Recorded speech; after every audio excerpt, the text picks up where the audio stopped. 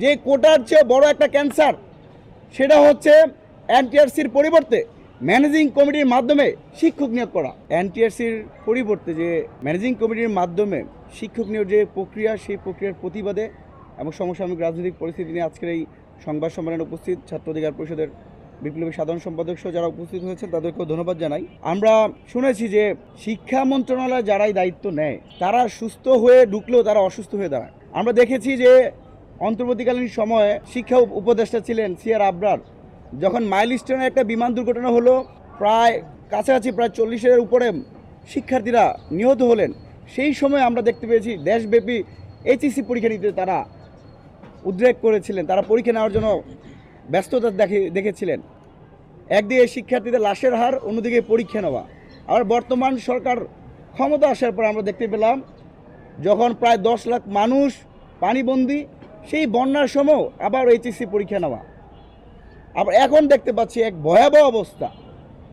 আমরা বলেছিলাম গণঅভ্যুত্থানের যে এই সূচনা, ছাত্র সমাজ গর্বে দেশ, মেধাভিত্তিক বাংলাদেশ, 56% কোটার চাপে এদেশের ছাত্র সমাজ পিষ্ট হয়ে গেছিল, যার দরুন 2024 সালের 5ই জুন হাইকোর্ট থেকে যে রায় এসেছে কোটা পুনর্বহাল, তার প্রতিবাদেই কিন্তু এদেশের ছাত্র জনতা রাস্তায় নেমেছে।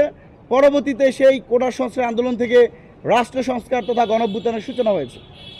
অত্যন্ত লজ্জার বিষয়, প্রায় বর্তমানে 28 লক্ষ শিক্ষিত তরুণ যারা বেকার অবস্থায় রয়েছে।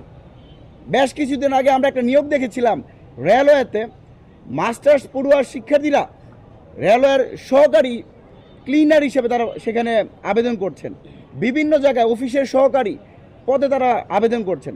বর্তমানে চাকরির বাজার যে ভয়াবহতা, সেই ভয়াবহতা বর্তমান সরকার অনুধাবন করতে পারছি না। আমরা সন্দেহ পোষণ করছি যে কোটার চেয়ে বড় একটা ক্যান্সার, সেটা হচ্ছে এনটিআরসির পরিবর্তে ম্যানেজিং কমিটির মাধ্যমে শিক্ষক নিয়োগ করা।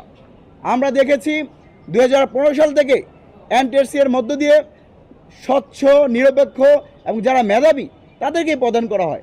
হুট করে আমরা দেখতে পেলাম গত 3রা আগস্ট শিক্ষা মন্ত্রণালয়ের সচিব আব্দুল খালেকের সভাপতিত্বে একটা মিটিং হলেন, সেখানে সিদ্ধান্ত গ্রহণ করা হলো যে বেসরকারি শিক্ষক নিবন্ধন ও প্রত্যয়ন কর্তৃপক্ষ আইন 2005 অনুযায়ী এখন থেকে এনটিআরসি কেবলমাত্র নিবন্ধন ও প্রত্যয়নের কাজ করবে। 2015 সালের পরিপত্র অনুযায়ী আর কোনো নিয়োগে সুপারিশ করবে না। অথচ আমরা গতকালকে শিক্ষা মন্ত্রণালয়ের মাননীয় মন্ত্রী যে বক্তব্য দিয়েছেন, সেই বক্তব্য অত্যন্ত বিভ্রান্তিকর।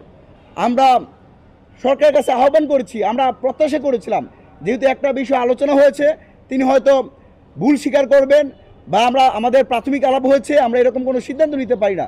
কিন্তু একটা বিষয় যেখানে সিদ্ধান্ত হয়ে গেছে, শিক্ষামন্ত্রীর উপস্থিতিতে সচিবের সভাপতিত্বে একটা নোট রয়েছে এখানে, সেই জায়গায় এটাকে অস্বীকার করা, এটা জনগণের সাথে দ্বিমুখিতার শামিল।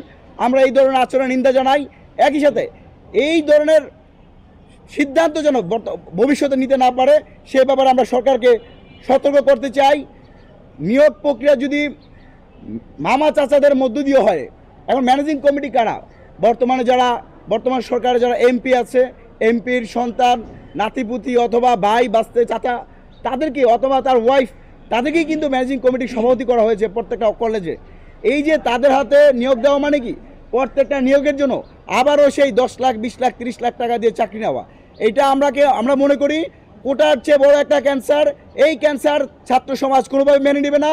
সরকার গতকাল যেই মতামত দিয়েছে, আমরা সেই মতামতকে সাধুবাদ জানাই, তবে আগামীতে যেন এই ধরনের কোনো সিদ্ধান্ত না নেয়, আমরা সে বিষয়ে স্পষ্ট করে বলতে চাই।